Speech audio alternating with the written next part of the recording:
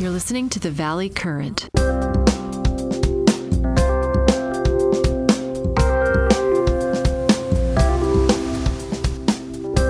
We do. We work as hard as we can. You've been at this for a while, right? This will be our 10th year. Wow. Yeah. Wow. Incredible.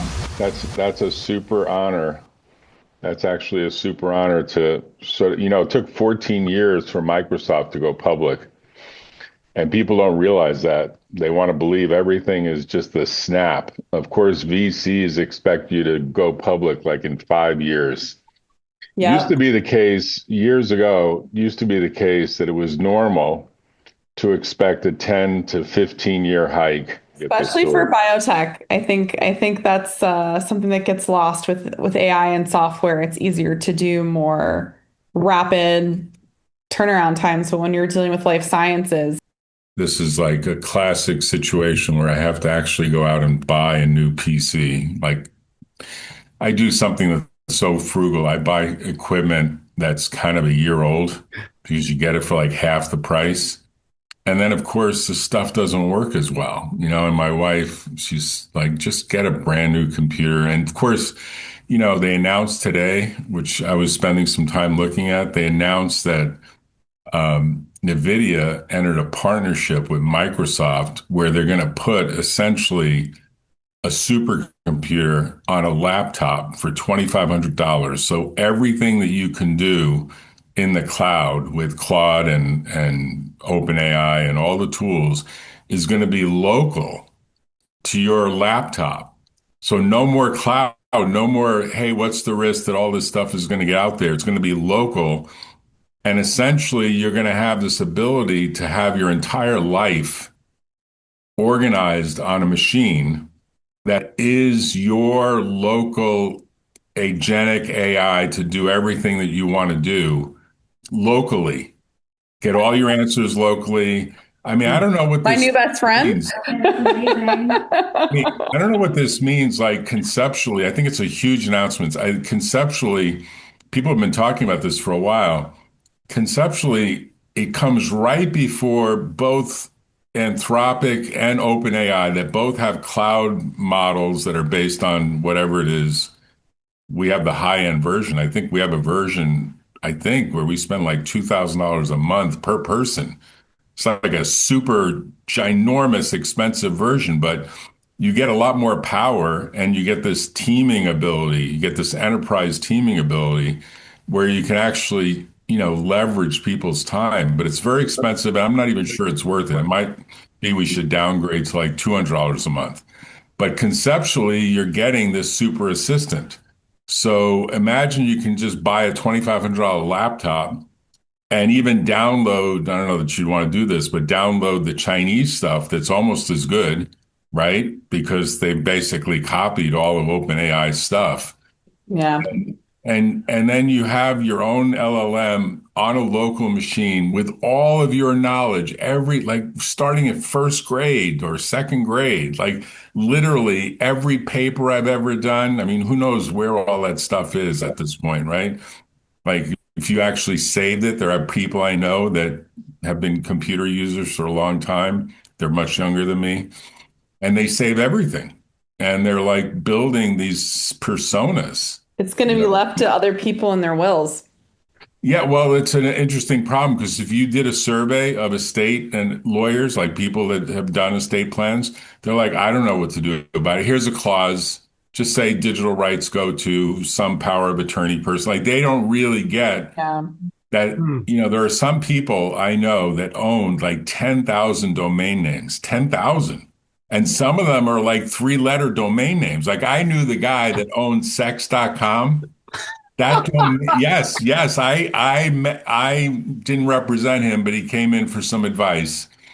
He ended up getting that domain. There's a book written about that. I think there's even a movie. That domain fetched like something like $100 million. And it got stolen. It got stolen. Like part of the story, they stole it from him, and then he had to pursue it. And I think he did get it back, but it cost him a small fortune in legal fees. I could tell you a lot of stories. I've been doing this for 45 years, and I was in the Valley right at the very, very, very start of, because I was a master in computer science on mainframes with punch cards, like way back in the day. I Yeah, love that. that really dates me. But I did get something from all my um, famous Stanford biology people that says my real age is 60. My real biological age is 60. I don't know if you buy that view, but I can give you the group that takes the blood test and the urine test and does this stuff. They want you to obviously sign up to a subscription. Oh yeah. That's probably the future because it's motivating. Let's say it's Mhm. all wrong. Let's just pretend it's totally wrong. When your mindset is set that, hey, your diet is great, you're exercising, you go and you improve your diet. You keep exercising. It might as well just be phony. It could be like completely off base. You are changing that person, and they're going to be motivated to stay on the diet, lose the weight. I mean, do Yeah. all the things that are You're smart. competing against yourself. Yes, yeah, and it's kind of a future, and I do think to some degree a lot of the stuff is snake oil, but I do think to some degree when we change people's mindsets about their health, we do motivate them. So that's a little bit of a segue into your business because you deal with stuff that's very highly technical biological material, and you've been doing it for 10 years, which makes you an expert because in truth, success is very much about do you put the hard thinking in that no one else is doing? And if you do it long enough and you're decent at the scientific method, which, goes without saying if you get a PhD from anywhere decent, sooner or later you're going to hit that magic moment where you say, bang, this is the thing that's really going to change the way business is done. Now, you have to have the right business model, you have to have the right backers, you have to have people that have patience. There's a lot of other factors that actually play into success. But tell me your story and tell me how the two of you met and how you decided to form essentially majority female-owned business, right? It's kind of a female business. So you can hit up all the female venture capitalists that are out there that are interested in that, right? You Yeah, might be well, muted. I mean, we're using the same mic because my mic is not functioning right now, but it really jumps from what you were just saying, the placebo effect. It might be a really powerful thing, but we want to make sure you're actually getting what you think you're getting. And so that's really where the business started. I was working for traditional medicinals tea company, doing best agricultural practices work in India, really looking at how we get herbs out of the field and into a bottle and on a shelf and have the highest quality herb along that process. Where herb is not the 420 marijuana type No, we're herb, because talking that's what about Silicon Valley people think the word herb means. and parsley and Parsley, sage, rosemary, and thyme, right? Yeah. Basically like yeah, the song, right? We could be playing that in the background. That's a future invention. You say that, the song comes on for 6 seconds, all of a sudden everyone's like, oh yeah, these guys are doing the real thing. That's actually a big business, by the way. I knew a family that is the brand. They're like billionaires. They have the famous brand of all those little cans of spices. I forget their name. Maybe I can introduce you to those guys because they're no, great. they're like a major force. They're now big, kind of big art collectors. But I'm trying to remember the name of the brand. It's some really like super, super high end brand of spices.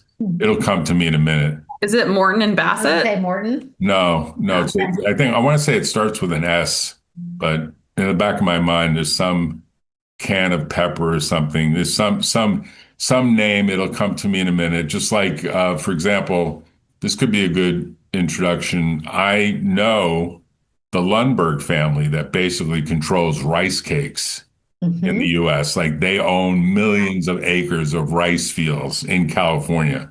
I have been It's in a all of their rice fields. So I yeah, did my dissertation in rice, and I it's a fifth generation family business, 5 generations.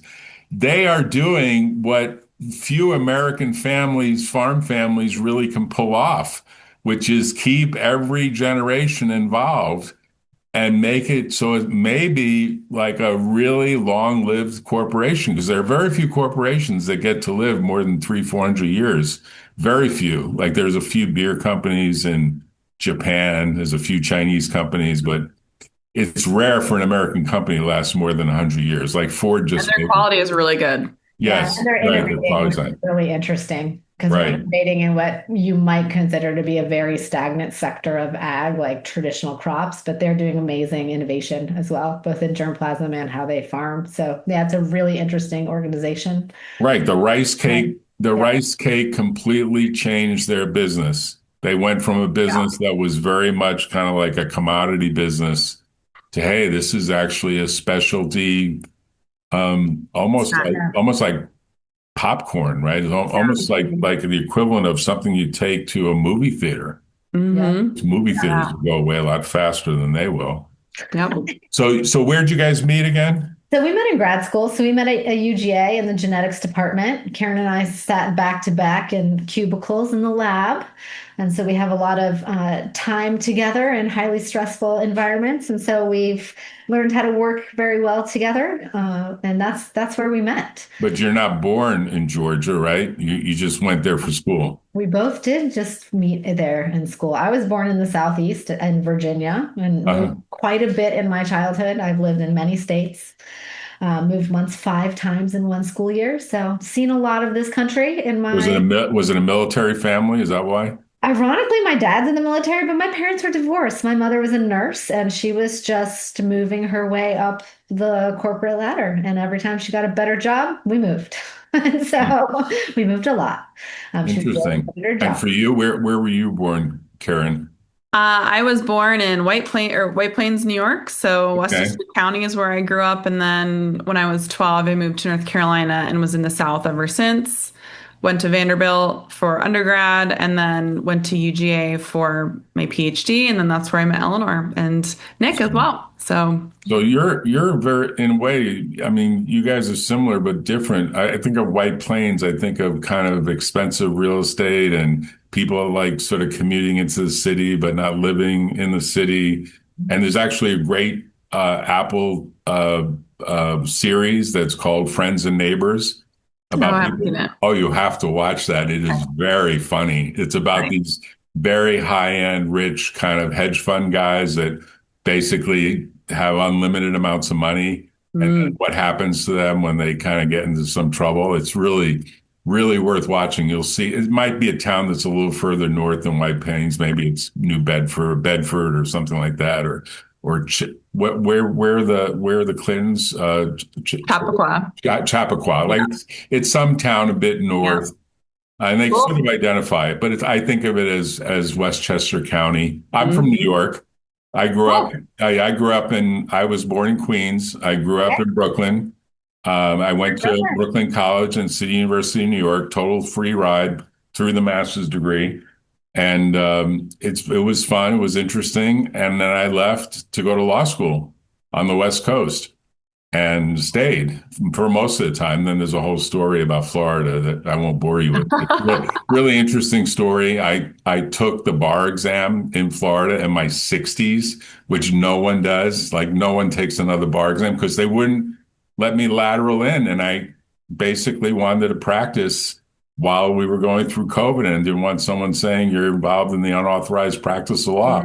Everyone Yeah. laughed. Everyone was like, you're crazy. Just ignore them. Just do it. I was trying to do the right thing. Let me tell you, it's a hard exam. Yeah. Passed Oh, yeah. it. I passed it buying some used books on eBay. And my wife, who has a PhD from Stanford, was like, you're never going to pass this exam. You're doing it the totally wrong way. You got to take the course. You got to sit down in a class. I said, it's COVID. There's no sitting down. You watch stuff on Zoom. You can Yeah. watch it on YouTube. I mean, I didn't do that. I just bought the books. So it's a good story. It's a funny story. I mean, it's an interesting story. But so when did you get interested in starting a business together? Was it right out of school? Yeah, so I've been doing consulting and for them and some other organizations, and it became very clear that the biggest pain point in botanical trade was identification. Like, didn't matter who you would talk to, if it was a buyer or it was someone who was trying to put things in a formula on the other end of the spectrum. Everyone's biggest problem was identity, and so at the time, Kerin was just finishing up, and she had such amazing experience in her PhD where she really dug into developing a lot of the next generation sequencing techniques that allow us to get enough data that you can start to answer some of these big data questions, right? When I went to grad school, when I first started, I wanted to study big genome questions, and I had to study rice, which is why I know the Lumbergs, because Okay. it was the only species that had more than one genome available. Right. And so we've come a long way since that beginning. And part of the long way is based on these techniques that were developed in the lab that Kerin was also in. So the computing has gotten more powerful. The statistical techniques have certainly gotten more available. When I was doing computer science, you had to write your own Fortran programs or assembly programs, or occasionally there was a package. I think the beginning of SPSS was right about in that time frame because people were like, wow, all this stuff is now going to be in a pre-existing package. I think now people are like, ignoring all the software and just going right to AI and saying, "Hey, run this stuff for me," Yeah. right? Yeah, and I think that's something really unique about what we do because you can create the ability to generate the sequence data, but where we have our moat, if it as it were, is all of the data that was necessary to identify species has to be collected, it has to be verified and curated and tested, and then brought into a software system where it can parse everything out. And so this is something where AI can and is helping us make the next versions better and better. But it's not something that you can just query on Chat GPT and say, hey, how do I tell these things apart? These are methods that have literally taken us 9 years to build the infrastructure to do on a wide scale for the top, 100 plus species that we see in natural products. So you have to actually have a lab that's extracting data, right? There's no data company that you can go to and say, we want to buy some data. Like I could go to Right. a company and say, I want to buy a mailing list and give me all the lawyers that are practicing in this field throughout the United States, and bang, they can give me whatever 10,000 names And overnight it's for a fee. further complicated by the fact that a lot of the public data is incorrectly labeled. Yeah. And so if you're relying on an AI type interface with publicly available data, it's a huge problem because much of that data is incorrectly labeled. And so you're generating a lot of false So data. you guys build ginormous databases of data so your extraction, I guess there's a compilation copyright there for sure from an intellectual property point of view. Maybe there's the beginning of something in the organization of the data that allows you to say this has a special aspect to it that's patentable. I mean, I don't know what you're doing to build the moat and put some legal fences around it because whenever you talk to VCs, and I think that's your next mission, probably, you're at that point where you can actually say we have something proven and people are buying it. And so now we need to scale, is they want to know, well, what would stop a bigger company from just doing everything that you're doing, but at scale? Or what would stop the Chinese from doing it at scale, or the Japanese, or I don't know who else is in this field that's doing stuff. I imagine it's a global type of business at this point. I don't know. You tell me, is it global at this point? Yes, it is. And so I think where I would just start as a baseline is that if you want to test the top 40 herbs that make up the majority of commerce in natural products, you're not actually sourcing 40 things or 40 species because you have to include all of the relevant sister species, closely related species, and adulterants. So you're really looking at 500 to 600 species off the bat that you have to source globally to get an understanding genetically of who's who. And that is a huge sourcing problem that just requires time on task, connections, a network of mycologists and botanists who can validate those things are what you think they are. And only then can you start putting them into a data system where you know and you're confident that you're getting good data.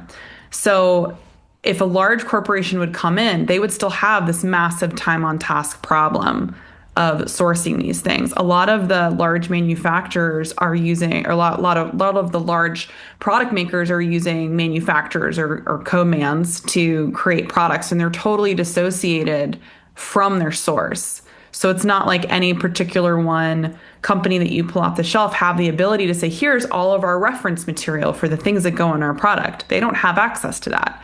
So you actually have to really go to the source. You have to have that network and build that massive data set, and it takes literally years to do it. And then from there, you have to say, okay, now I have the data. What do I do with it? And I think that's where a lot of software companies start is I've got this data. What do I do with it? But you actually have to start a huge step before that, before you can even get in the door to start thinking about data analysis. Is there some general trend, like the way it's existed in software, which surprised everyone, frankly, is that people have a GitHub and all of a sudden everything's open source. All of a sudden, most software has been available. So you have these shops that can slap stuff together very quickly because all the body parts are there. So they can create the equivalent of a human being in software by pulling an arm, pulling a leg, pulling a torso, pulling a head, even pulling a brain. And they could say, we can create basically a robot in software overnight. Whereas, God, if you ask someone to do that even just 10 years ago, 20 for sure, it would be, I got to build this, I got to build that, I got to build this. So is there a movement towards making the data more public and accessible, like almost an open source library from a university point of view or from a government point of view? Or is there really a proprietary moat? Because it sounds like you guys have a lot of data and that has a lot of value. And so there's a value equation that's never going to go away so long as you're basically making the data more and more valuable over time using the techniques that you use to make that happen. So what is the answer to that question?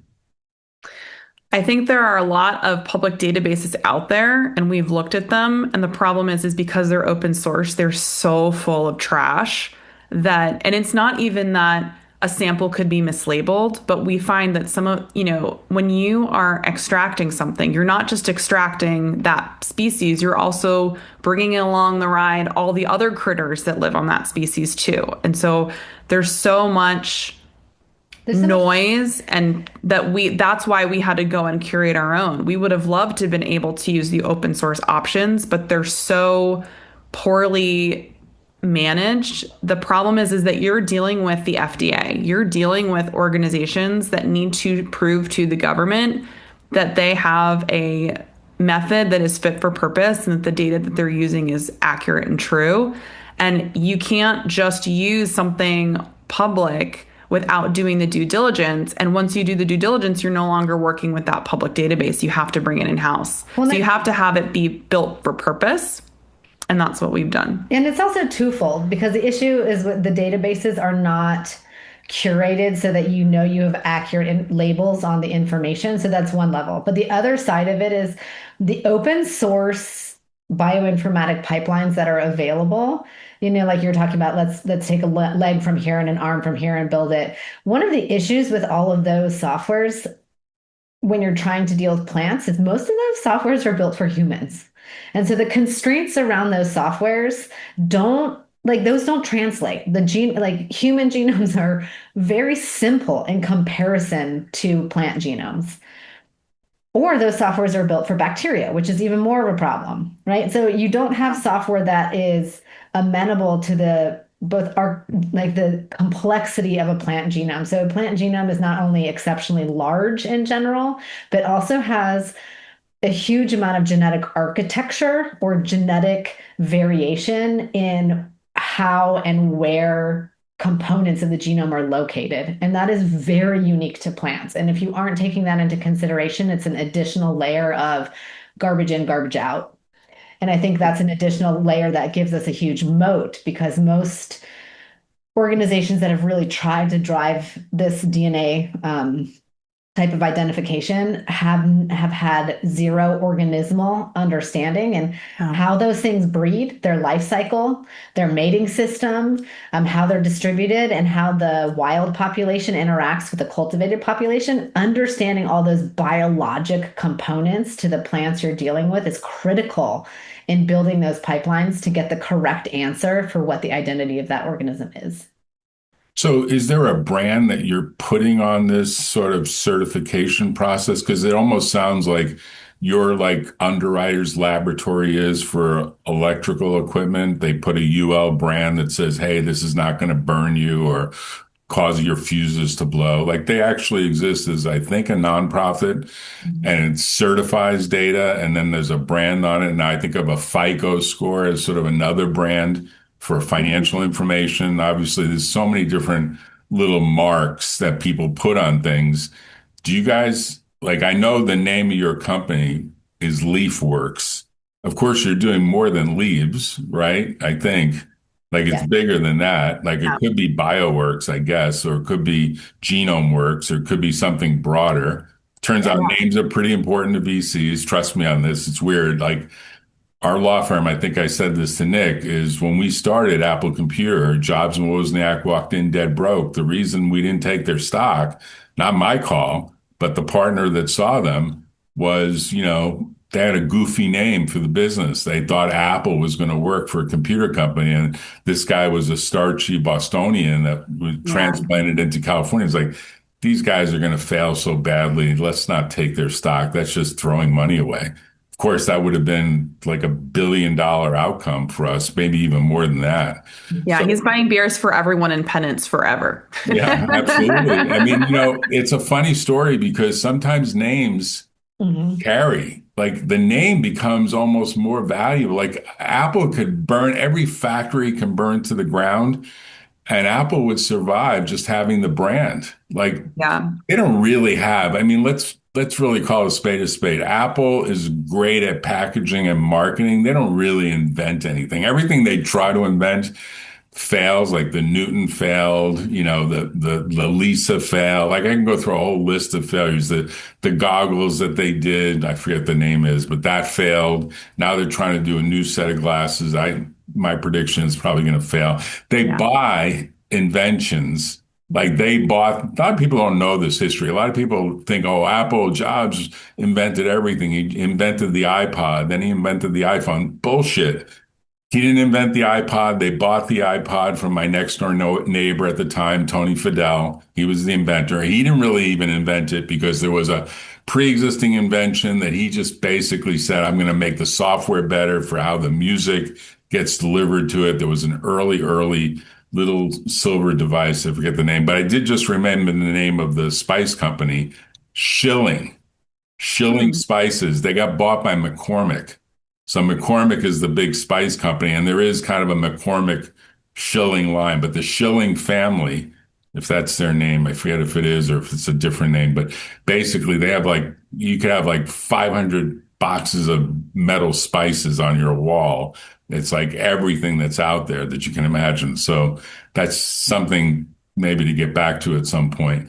But my point about the name is it really has to capture the growth of the business, which might be a lot bigger than what you can imagine this becoming. Because to some degree, if you put the right brand and brands together, and you do have the equivalent of a FICO score that you own as the brand, that other people have to come to you to say, well, is our data clean? Is it any good? Is it worth Yeah. almost like you become the data company, which Yeah. becomes more valuable than even all the software that you likely are. Yeah, this is definitely where we're building because the pipeline that we've created started out focused on plants and fungi.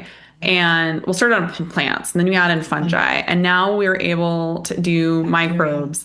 But now, but our platform can do fish ID for fish fraud. It can do really anything where we create a database for it. So we have this species ID test for the tree of life at this point. And the primary verticals that we're focused on is dietary supplements because they're required to test all their ingredients, and food that's massive. But it also extends to cosmetics. It extends to natural OTC for pharma applications. But it can even be extended beyond that for environmental swabbing, for port of trade enforcement.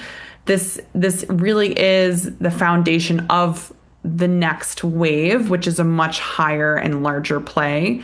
I think for us, where we are in this inflection point, now that we have this species ID test platform, getting that and those funds to start commercialization so we can pick up the fuel that we need to run, because I agree with you entirely that it's really a larger play now. And it's because we've developed this, species type agnostic platform, because we started with plants, which were the hardest, and we've built from there. So I agree with you entirely on where your head is at, because that's where it's going. Yeah, I mean, the hard part in focusing a business that I've found repeats itself often is you got to kind of pick your shots at the start, because you can't boil the ocean.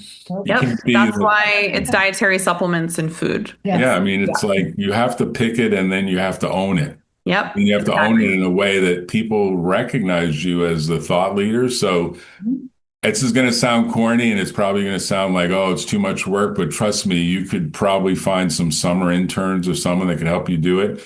You both with Nick should write like a 12-chapter book.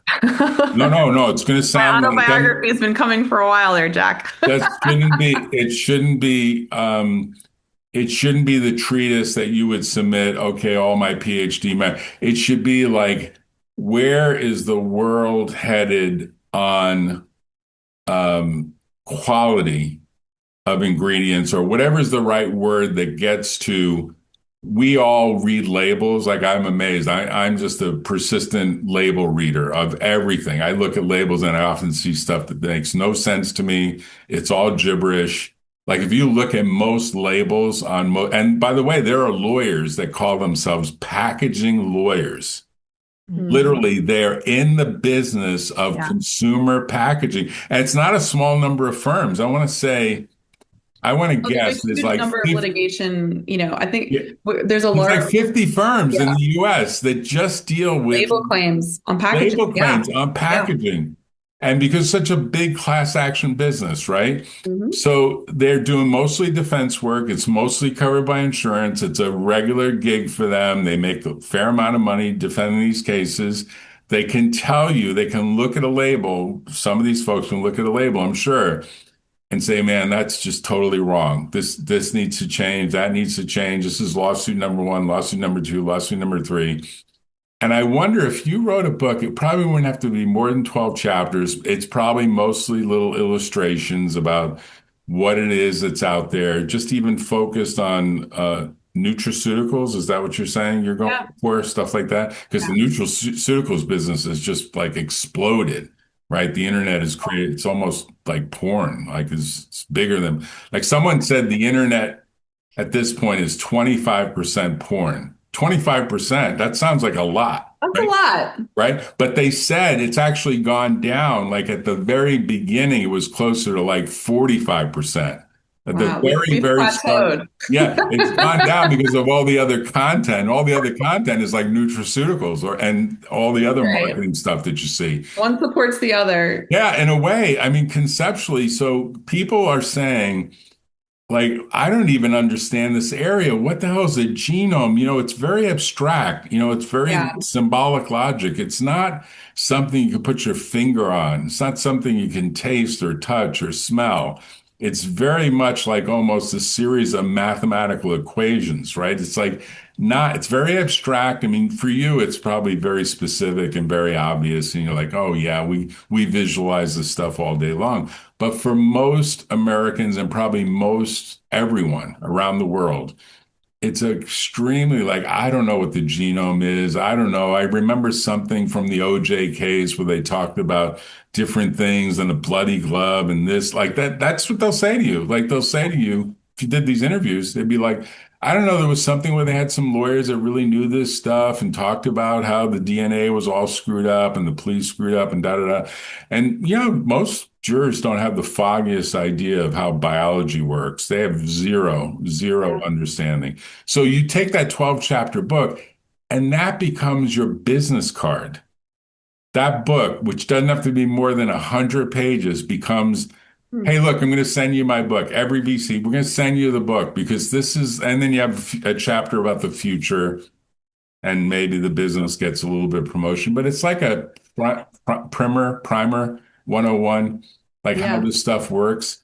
Because I do think the problem is most VCs don't really have the depth of understanding to even understand like what it is you do and how big the Yeah. addressable market could really be. And then, of Yeah. course, they're always like, well, do you need a big sales force to make this happen? Or people just come to you? Do you have such brand recognition that people just come Yeah. to you? And maybe the book actually helps that. And it doesn't have to be PhD level, and it doesn't have to have footnotes, it doesn't have to have a lot of science. In fact, I'd almost make it like a children's book. I'd almost make it like this is explain like I'm 5 years old how this stuff works. Because I look at your slides and I have to tell you, I have a lot of VC friends, and I have a much deeper attention span than most VCs most of the time. And I thought, man, this is some really sophisticated stuff. And there's a lot of information on those slides. I mean, a lot. And I talk to my friends all the time and I say, how long do you spend with any slide deck? And they're like 90 seconds. And I say, well, 90 seconds, the slide deck probably took like, 90 hours to put together. You can't just put 90 seconds into it. And they say, I want to see if it's early stage, I want to see the team up front and what the team is really comprised of and whether it has what might be called like the two essential elements, sometimes three. Like one, there's a visionary, sometimes there's multiple visionaries, but a visionary and then a doer.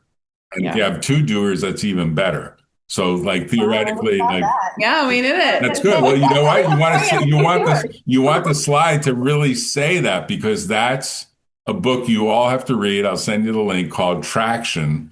That's very much about how if you don't have those two and ideally three legs to the stool, you can't really get traction because if it's all visionaries, then you might as well just be back in academia. You're going to just spin out white papers and do some really interesting stuff scientifically, but it's never going to get productized because there's got to be someone that actually gets the business model and then make sure the trains are running on time. And if a sales force is needed, they find a way to outsource it or they find a way to get the work done. That's a hard part, right? Because a lot of people never get above the noise. And then they say that only takes 30 seconds. Like they're explaining to me why it's 90 seconds. 30 seconds, you look at the team, does it have the three legs or the two legs or at least something that's approaching traction? The second thing is there really a market? Like, is this just like, gravy? Like a little bit of gravy on the mashed potatoes, but basically it's not really a big market. It's not here yet. It may be in the future. It's not needed. People don't, whatever. Like it's got to be something that just sounds massive and growing and not nichey, right? So they say that's like 30 seconds. So they're like, I can tell right away. And sometimes they can't tell. And then I'll tell you what the third thing is. They say, do these people, knowing and having this big TAM, this big total addressable market with people that can actually kind of make it happen, do they look like they can get in front of a customer and get the 10 big reference customers by the time the runway runs out? And they don't want the runway to be like $100 million. They want the runway to be like maybe $10 million, even better, $5 million. And get the first 10 customers that really are going to say the Series B can be 5X. So let's say right now, I don't know what your valuation is. I mean, I have a side fund called Florence Ventures. We do stuff that's totally in the garage, very early, under $1 million. We write often the first $50,000 check to help people kind of get out of the garage. You're far beyond that. But conceptually, the VCs are like, if I can get into that at a valuation where it's going to jump to like $100 million. So if I can get in at like 20 million and I can put the first 4 or 5 million in because they want a big enough stake to put a board member on, then I can imagine I'm going to help them get to the B level with 5X. And then we're going to get to the C level with another 5X. And then we're going to figure out whether we're merging into getting acquired by, or maybe even doing a SPAC or an IPO or something that gets to something much bigger. And they're like, that's 30 seconds. They're like, I can figure that out in 30 seconds. I'm like, you can't do that stuff in 90 seconds. And they're like, trust me, I do it all day long. And then I say, okay, when you call them in to have the meeting, and now it's on Zoom because people don't want to travel anywhere. How long does it take you to figure it out after you figure it out? Well, they've made it to the meeting because the 90 seconds turned into it was worth doing. They're like, I give them like twice as much time. I give them 180 seconds. So that I said, they travel, sometimes they come in from somewhere. They said, yeah, I typically know within 3 minutes if this is going to go somewhere. So you have to be so laser focused on why it is that this is just going to be the best thing they ever invested in. And it's a hard thing to do because I do think you can do it, in a way that you believe works. And often it doesn't because it takes too long or because you didn't ring the right bells. I mean, look at some people like the woman that did the blood company, Elizabeth Holmes. She had an unbelievable presence and she really made herself look like she was the next Steve Jobs. And sadly, she didn't have any of the science. She didn't have the PhDs you guys have. They had nothing. But she had this persuasive ability to convince people that she was going to do the impossible. And we laugh because, now there's this certain prejudice against people that are trying to do really big things because it becomes like, this could just be another Theranos. Like, or the other one is the guy who's also in jail, SBF, Sam Bankman-Fried, FTX, changed the world of cryptocurrency, right? Big cryptocurrency exchange. I think it was totally real. I think it was just kind of pushing the envelope a little too hard. But I have to tell you, he had something very real. She didn't have something real at all, but she made it look like she had it. You guys have something very real. The real question is, can you get those first 10? Now, maybe you already have the first 10 customers, right? Which is even better, right?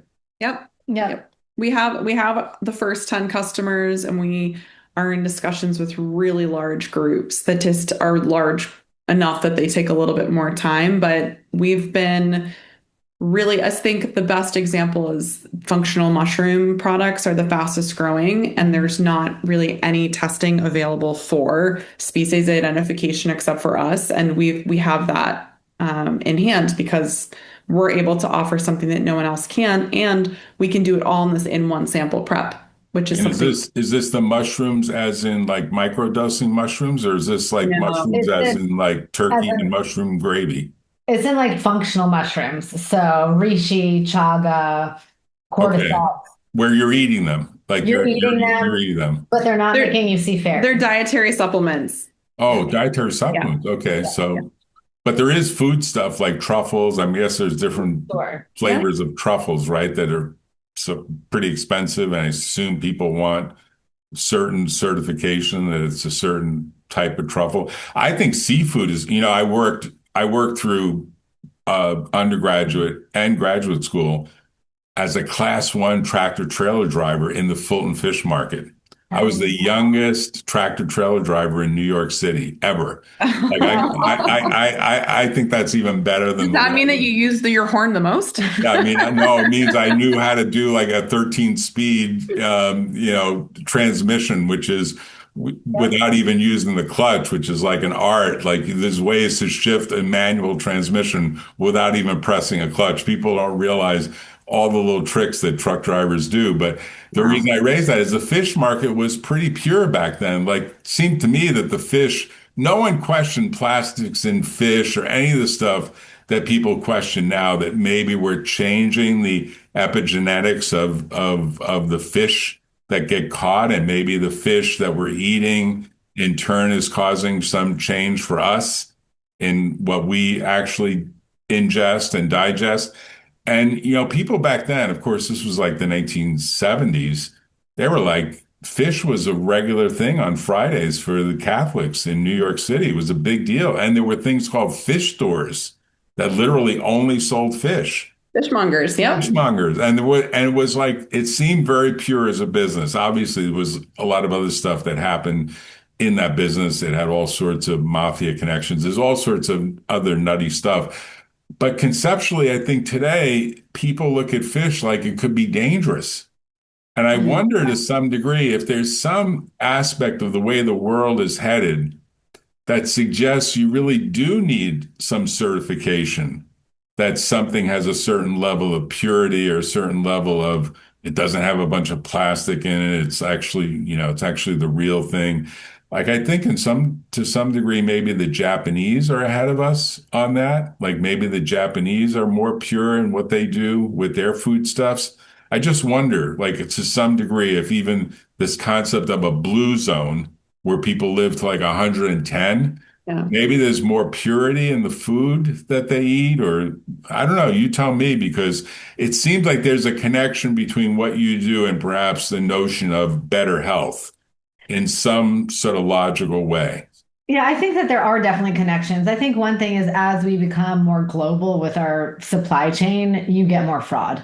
Like every time those botanicals leave the field and are changed, they change every time they change hands, it's another opportunity to basically cut it with something cheaper. And that's one of the issues is that one of the ways that we really look at these plants currently are using techniques that assay them via chemistry. And chemistry is quite easy to fool because you can put other things in the product that are completely invisible to the chemistry. And so you're cutting it with an invisible adulterant. And a lot of times these adulterants aren't bad for you, but Hmm. you're not getting the good thing you're buying, right? And so if you're buying this for sleep or you're buying this because you've got bad indigestion problems or, whatever your particular reason you're buying this to improve your health, you want to make sure you're actually getting the thing that you're purchasing to improve your health. And I think that's one thing that's really challenging is we have this notion that many people have a notion that herbal products just don't, like herbs don't work.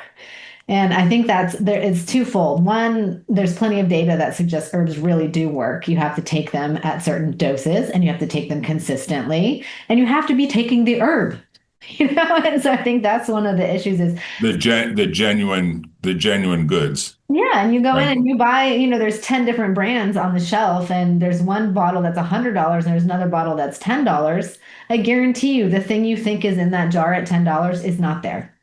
Right, but it's not just a price thing, right? I would imagine sooner or It's later not someone the will price. brand something, right? That will put a brand or put some sort of certification on it at some level, right? Absolutely. It's not just a price thing, but there is something to be said about the consistency and quality of a brand.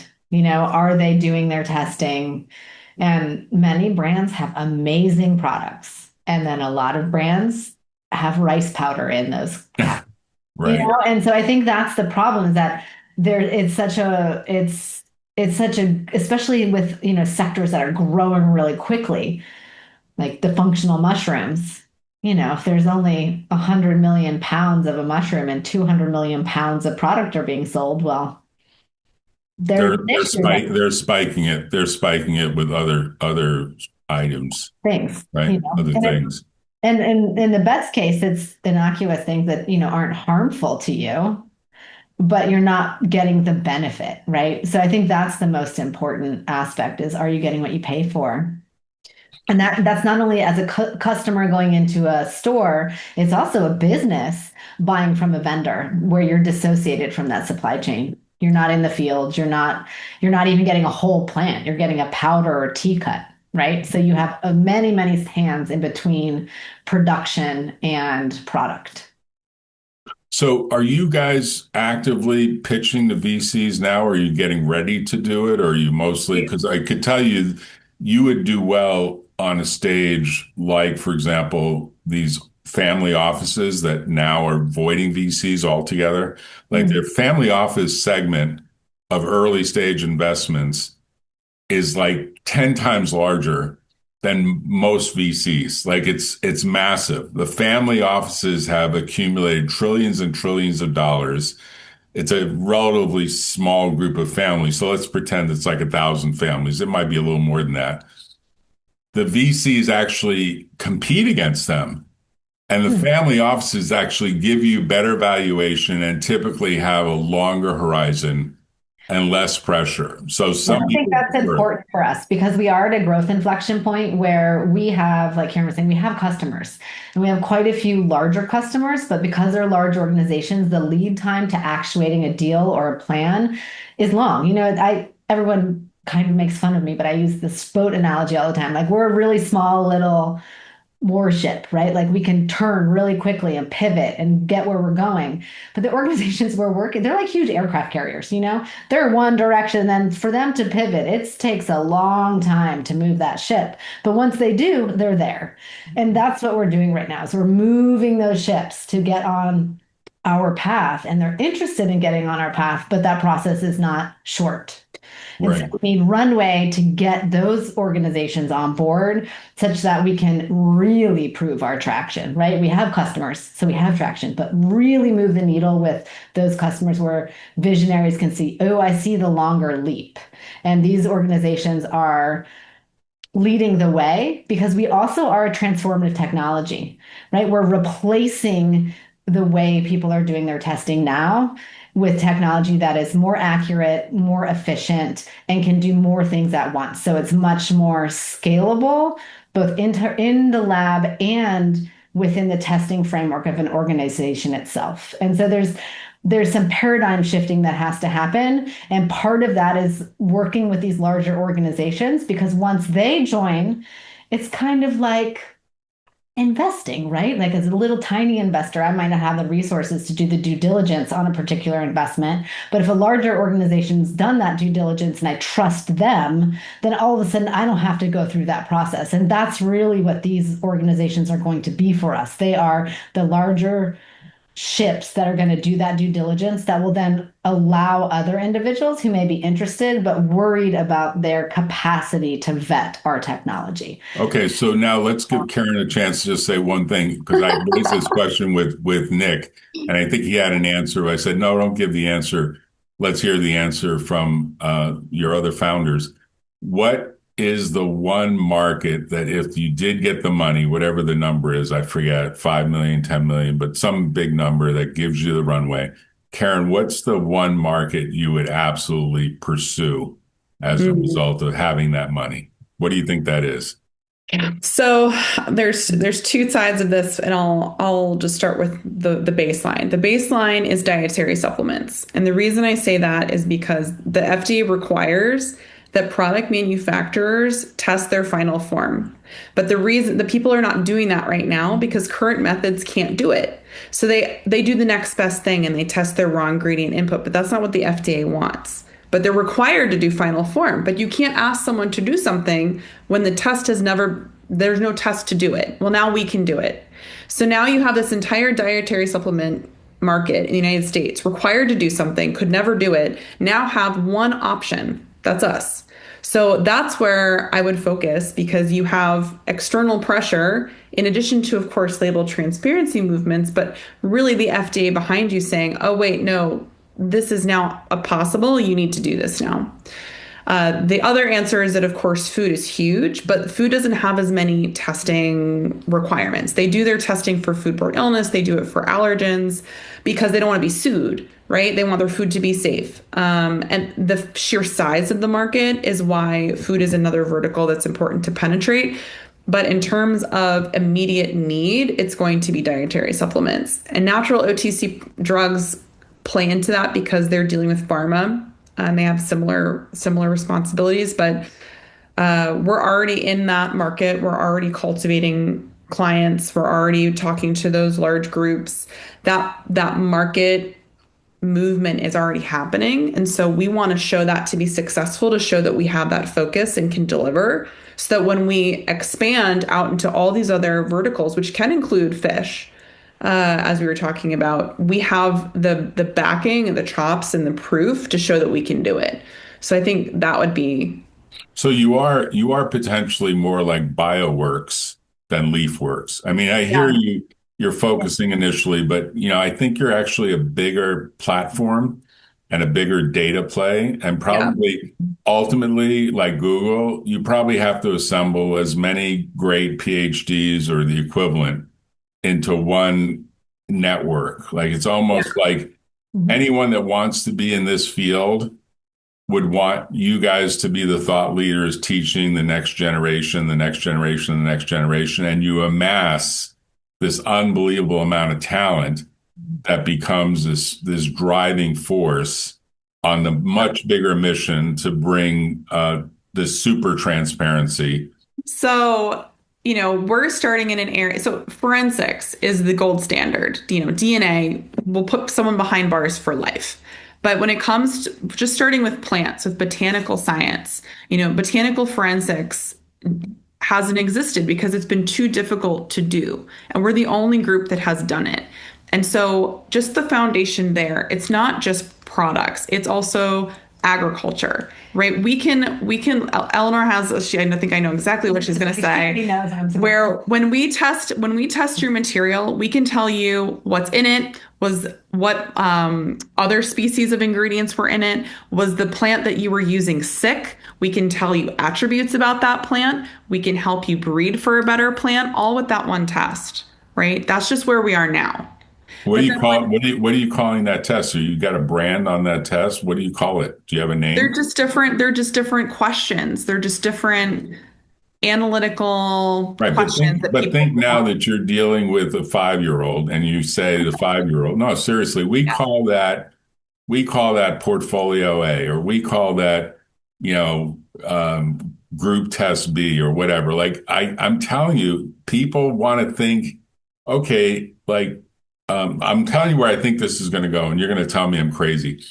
I think you're going to personify an AI person for a group of tests. So that's the Barbie test, to use Barbie and Ken. I don't think you should use Barbie and Ken, but just you're with me, right? Like, I'm with you. And also Kerin, Eleanor, and Nick. Yeah, no, it becomes very much like this persona will attack this problem and become a super expert on this problem. Of course, he's backed by all the science and all the scientists and all the research and all the data, but you've personified a robot, the equivalent of a robot, who actually now is like, your workforce is actually you plus 10 other people plus 100 of these personas that can do fish, and then you get the right fish name, and you can, people are going back to like the Greeks and using some of the Greek names because they think it's like so powerful to talk about Greek gods. But I'm telling you, if you can create that story and build it in a way that says, we're punching out these unbelievably successful mad scientists, but they're all under our control and they all extend our agenic network. So really kind of an AI agenic scientific group, and build that into the book. That's where I would go. I would make the book and then have a few chapters about how the future of a startup in this space is very much realizing that you've got this mega workforce now that Claude Code or any of the other tools now gives you.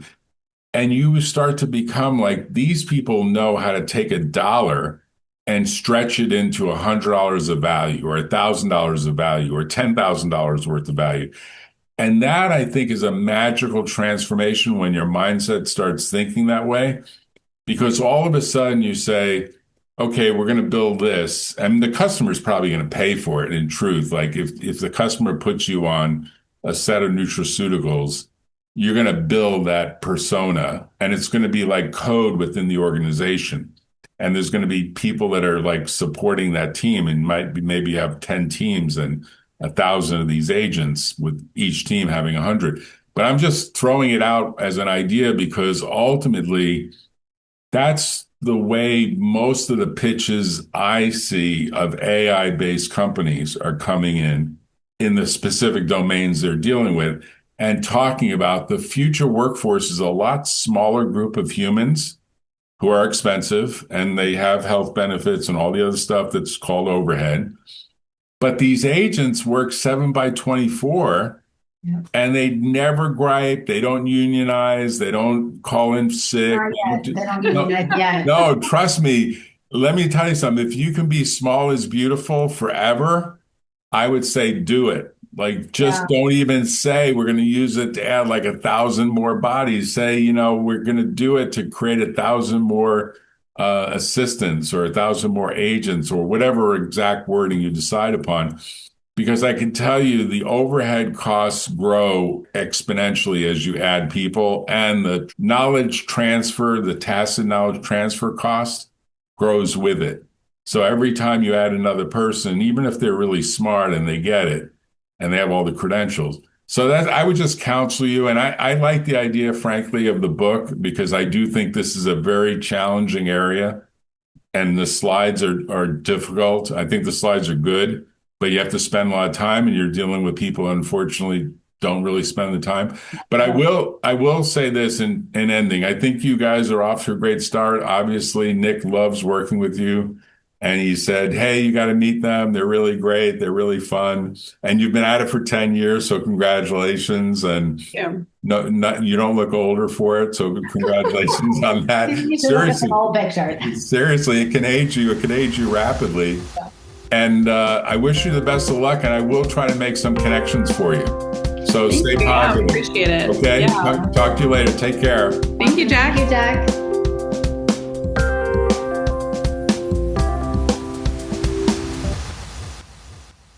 Tune in next time on the Valley Current.